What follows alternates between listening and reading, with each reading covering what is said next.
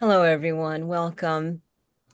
This is Sandra Laub, and I'm here today. I have the honor of sitting with Sandra Ferrell, one of our Global Grandmothers members. She's been a member for a while.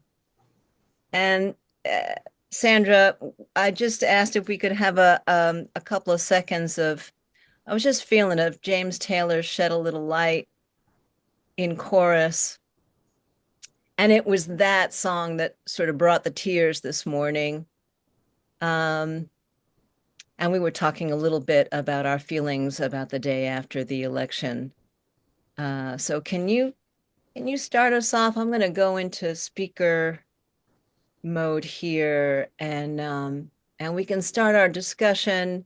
And we'll talk about this amazing book of yours, which you were so kind to send to all of us on Core Council. It's such an important book, and I want to hear more about it. And it dovetails with our subject matter today because we are worried about our daughters and our sisters and the aunties and the mothers and grandmothers of the world now. Um, so I'm going to put this, let's see, it is on speaker view, but we'll go to gallery. There you go. Okay. And what I was thinking when you were talking is I got an email, not an email, there was a post on Facebook this morning from one of the women that I met working on the streets. And she's celebrating her 1 year clean. And I thought, what a difference here. She's worked so hard and she has no idea what's coming. Um, Many of the women who I worked with on the streets will never hold a 40-hour-a-week job because the mental toll that the abuse from childhood or the trauma from childhood took on them causes them not to be able to function as well in our society. Um, I know I've gone with the amount that I had as a child. I still have gone through times that I don't fit. And so I don't know what you expect of me. And I don't understand what you're talking about when you say it. Um, and so I can just imagine what the women who are still out there are going through, or even the women who have managed to get off the streets and who have managed to find a place. I have one lovely couple, and I've tried so hard to get her not to pair up with a man because a lot of times when we're focused on a man, we aren't focused on our own healing. But they have allowed me to walk this journey with them for the last almost 4 years now. And they're doing great, but I can't even imagine what's going to happen here with the health care problems that they have and the mental health problems that they have and the um, programs that are, and I have to say Memphis, Tennessee has some wonderful programs. I've become aware of that more since I left there, that they have some wonderful programs, but the safety net programs that are there and the charities that are there will begin to lose the funds, or at least that's what is predicted. And so that's very frightening for me. I love them. I still get emails and text messages from some of them. And so it's really hard to think about. You've had personal relationships with the women whose stories are told in this book. Hmm. Can you, and it's wonderful to hear that you're still in touch with them. It is woman by woman by woman, one person at a time. I know that's what Catherine McIntosh talked about when she said, I can't do this, Lord. I cannot, she Hmm. had this dream of helping, and it came back. She was given one person at a time, one Hmm. one family at a time, maybe. And that's what you did when you befriended and gained the trust of these women. Um, and it's all laid out here with no punches pulled. Can you talk about, and maybe we'll read a little bit of the entries. It's a very easy book to read, and I don't know any other book like it. The stories Yeah. of these women have not been transcribed the way that what was her name? Cheryl, the photographer, Cindy. Cindy McMillian. And I always have to start with Cindy McMillian is the key to this because she took the time and she listened and she recorded them and wrote them verbatim and she chose which pieces to put in the book. She also is a photographer. And so many of the pictures in there are from her, and the ones that she didn't take herself are pictures that she's found that are relevant. Yeah, that's Memphis. Yeah. And the fan on the right, that's part of the house. And when we started, we wanted to have a house for the women. And we got referrals from all different places, from the jail, from the mental health system, from individual therapists or individual recovery centers. And we did require them to go through a recovery program before they came to us, because coming straight off the streets to a house, you just can't maneuver it. And it's even hard after you've been in recovery for a month. Because I remember the first time we went shopping, I said, you've got this much money, and so I want you to buy groceries for the week. And we came home with such a mishmash because they didn't know how to grocery shop. Because not because they were stupid, but because they never had experienced actually having money to buy groceries for a week. And so we took a step back and we said, next week, you're going to have to plan what you want to eat. And it went through agreeing on the type of food to eat. And, everything's a learning process. We started with the house and we ran the house for several years, yes. And we wanted it to look like home. We could only have 5 people in it.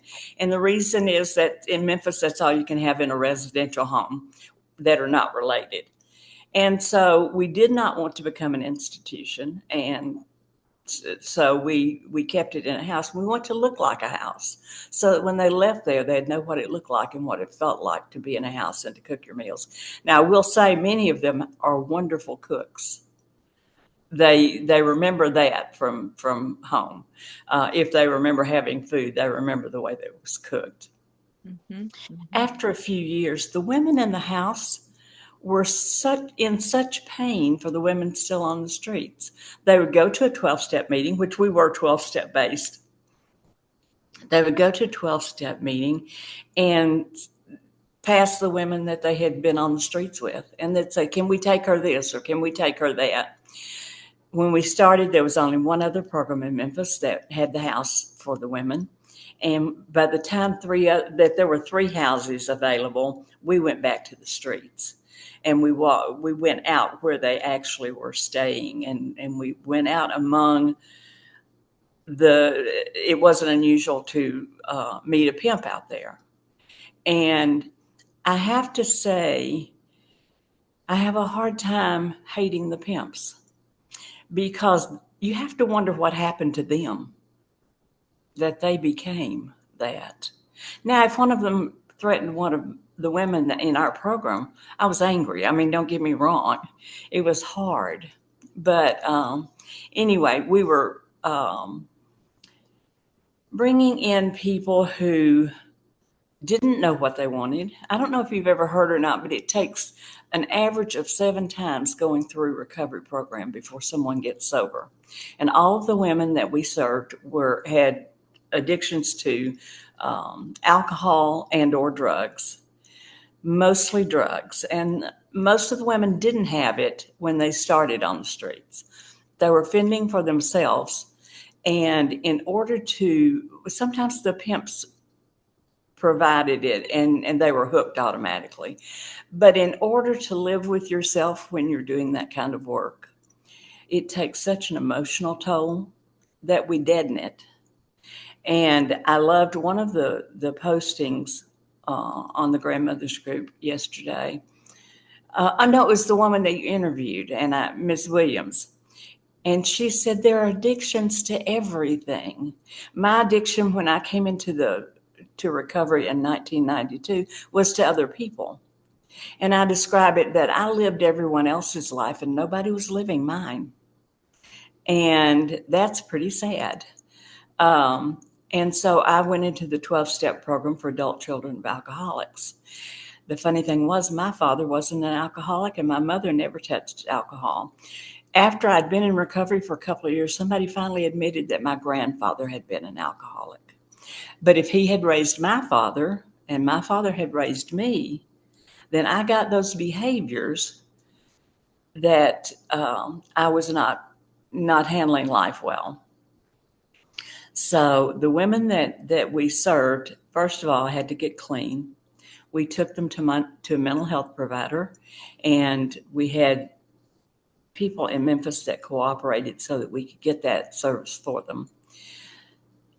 I would be willing to bet that almost all of our women were diagnosed with bipolar disease. But once they had been sober for 6 months or a year or whatever, and we continued with the mental health screenings and stuff, the disease, the diagnosis would change a little bit, because when they come off that street and when they come off the drugs, everything's high or low. And so that's pretty much what they were diagnosed with. And they've got to have been terrified most of the time, Oh, absolutely. either of the Johns or the pimps or the drugs or each other. Mm-hmm. There's there's a passage in here where they talk about the rivalries that were going on with the girls. Can you Mm-hmm. talk about that? I mean, there was this Absolutely. They're that all, to begin with, if they have a pimp, and some of them will say they don't have a pimp, they have a boyfriend, because the way the pimp got them into the process was they acted like a boyfriend. And then after a little while, they'd say, "Hey, I got a buddy coming. Would you do this for me? Would you would you have sex with him?" And then eventually it was, "You owe me." But so if they've got a pimp or a boyfriend who is controlling them, they're required to turn so many tricks. And if there are not that many people out, then I'm going to try to get that man, that John. The tricks. It was really funny. I don't know if it's in the book or not, but Cindy recalls one night when they were in the car with her that they were arguing over um, how you spell hose, and because they have to find some humor somewhere in order to survive. Um, So, and there are other things I could tell you that they got humor in, but it wouldn't be appropriate here. But for them, it had to become appropriate. It had to become what they went back on. Now, when there were no men out there, they were all for one another. They took care of one another on the streets. If I've got something, then I'm going to give it to you. I'm not going to eat in front of you and you not have anything to eat.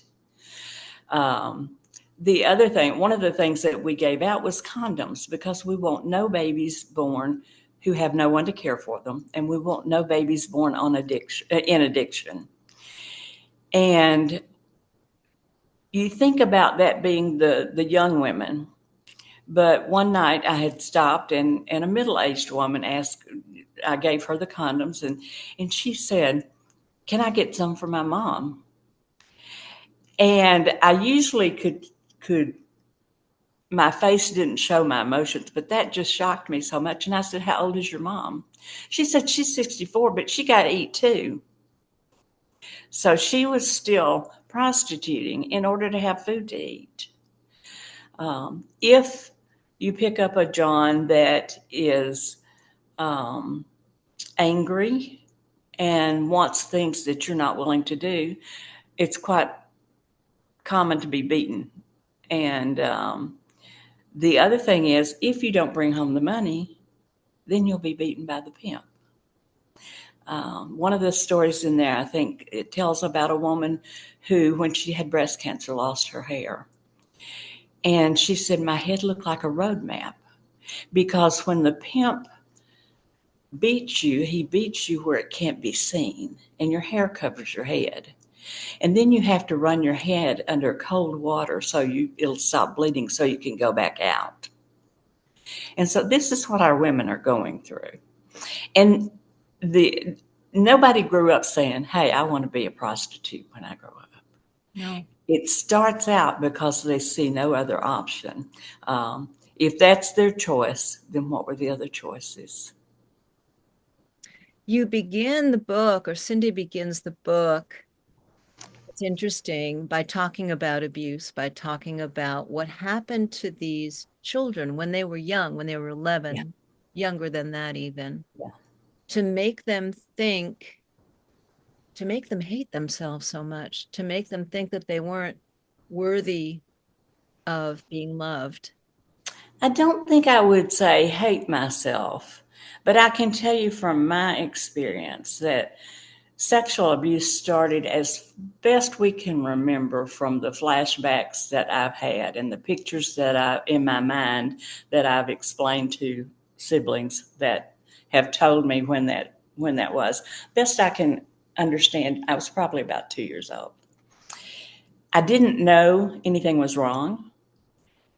Um, so I never told anybody. He didn't hurt me. He just did things that were very appropriate. And then as I grew, it happened again when I was about 8 years old. And I knew better then. But at that point, it still was hidden back in my mind. I actually went back and confronted that person. The first person was probably 50 or 55 when it happened. But by the time I was 8, it was somebody that was maybe 24, 25. And the explanation he said was, "I didn't know that hurt you. My first sexual experience was with an older relative when I was 12. My counselor told me from the beginning, we have to teach them that it's wrong because it's come down for so many generations that they don't understand that it's wrong." But as I grew, I also had a father that raged.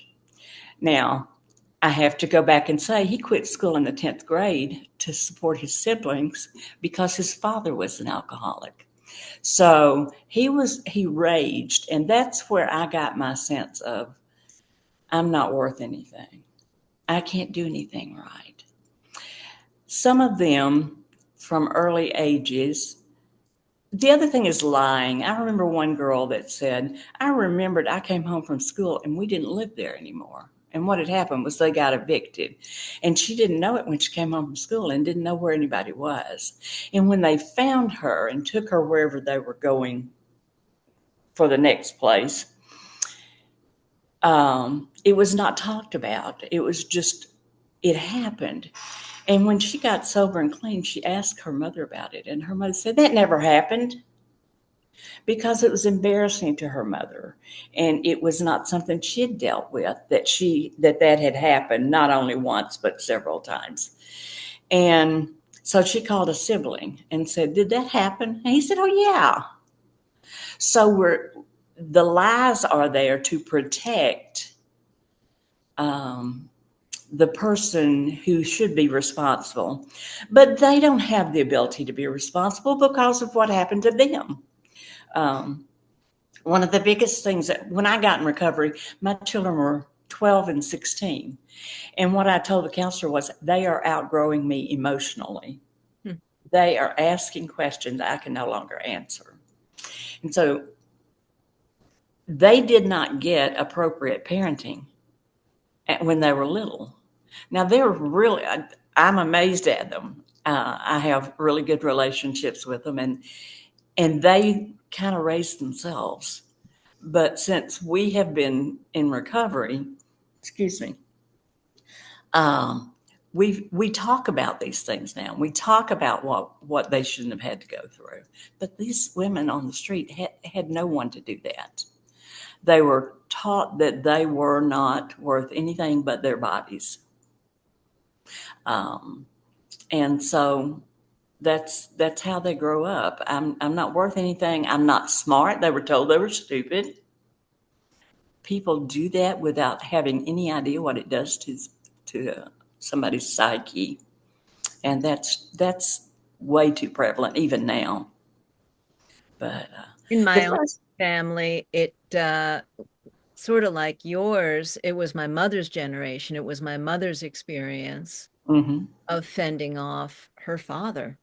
yeah, Um, and then, you know, that fight or flight, that kind hmm of defensiveness oh that yeah, stayed with her all her life.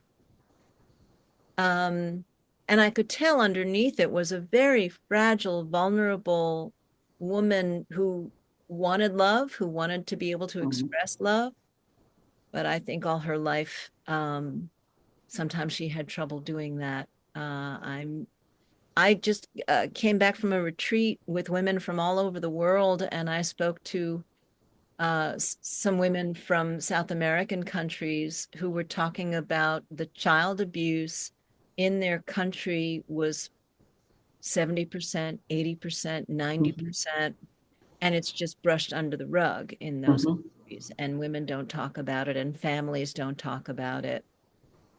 And I really wonder and worry because the man this country has just elected is a convicted felon and a person who has spoken. We know what he said about hmm grabbing. He treats women like garbage, hmm and I'm and I am concerned, and I am concerned that we're able to talk about it. First of all, hmm I think that this conversation that we're having and your honesty, I thank you for it, is rare. It's still rare. And maybe Global Grandmothers Council Network can be a safe place for these kinds of discussions because you've got to first name it or you can, hmm um, and teach people that it's not right. right. Teach people that it's hurting people emotionally. The precious women on the street. When you first started talking about the book and about one person at a time, I had a mentor who founded and ran a community center, and she moved into the neighborhood, and she said, "I want to be a ministry of presence." Hmm. And what she taught me was, you have no right to walk into an area and try to change people. You have a right to join them and walk together. So you have to create a relationship. That's right.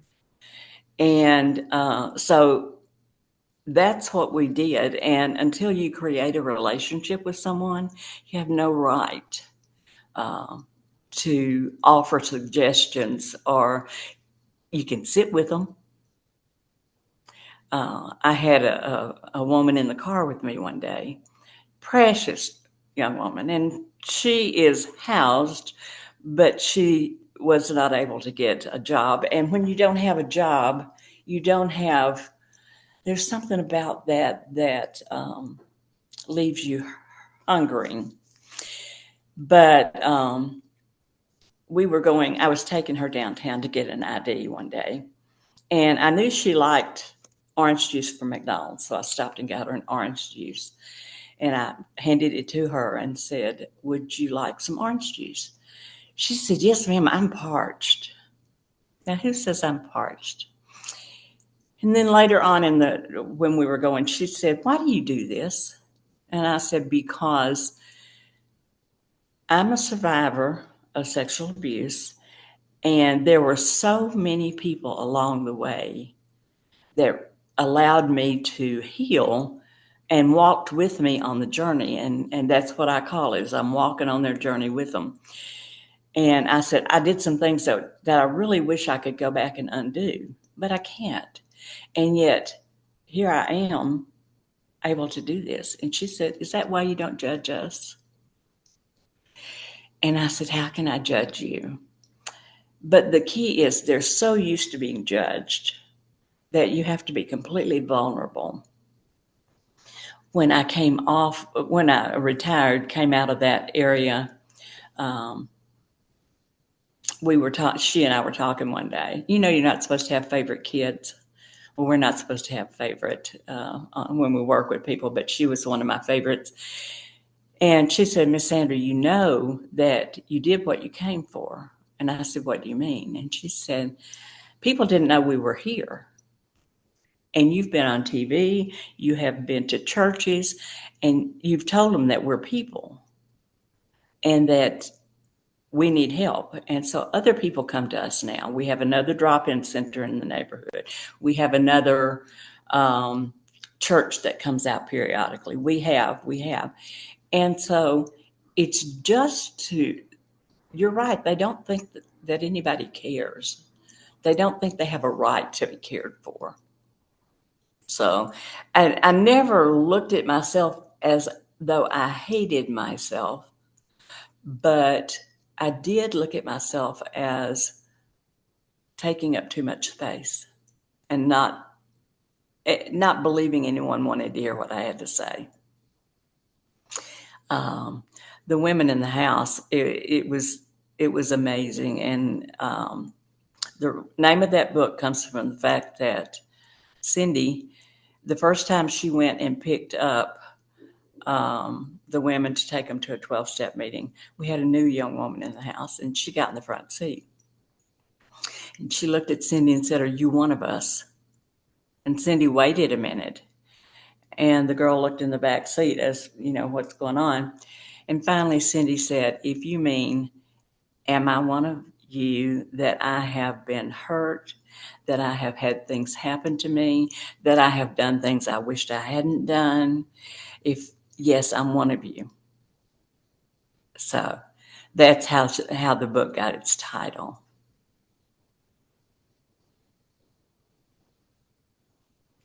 Can't hear you.